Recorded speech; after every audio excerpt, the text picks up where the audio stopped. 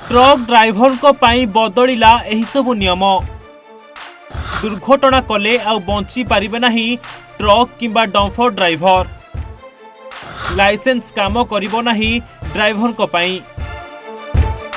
Truck हेउ कि dumper हेउ दुर्घटना कले आउ केही बंची पारिबे नाही।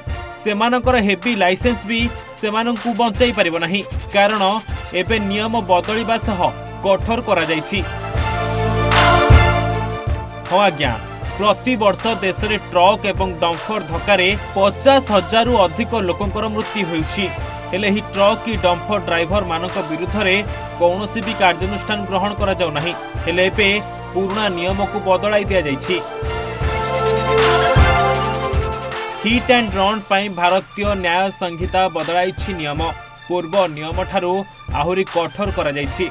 लाइसेंस थिले भी जदि हिट एंड रन करुछंती ट्रक किंबा डंफर ड्राइवर सेमानक प्रति दृढ़ कार्यानुष्ठान नियाजिबो।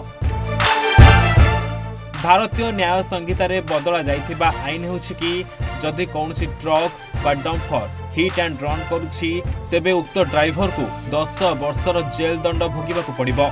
एहा सह उक्त परिवार को 7 लाख टंकार क्षतिपूरण देबाकू पड़िबो ड्राइवर को।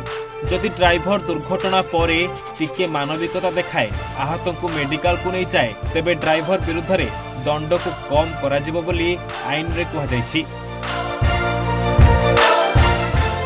तेबे पूर्वर मध्य एही भली आईन थिला, किंतु 10 वर्ष जगार थिला 2 वर्ष जेल दंड, जोंथिरे ड्राइवर माने खसी पळै आसुथिले बेल रे। अनेक ड्राइवर तो थाना रे ही खसी जाउथिले, जेल मध्य सेमानकु जिबाक पडु नथिला।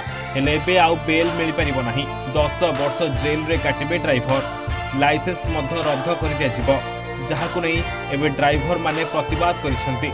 रास्ता को ओल्हेई हो हल्ला करुछंती ड्राइवर माने। एई नियम खाली ओडिसा रे नह, एई नियम पूरा भारत रे लागू हेबाकु जाउछि। Bureau report, Odisha Bhaskar.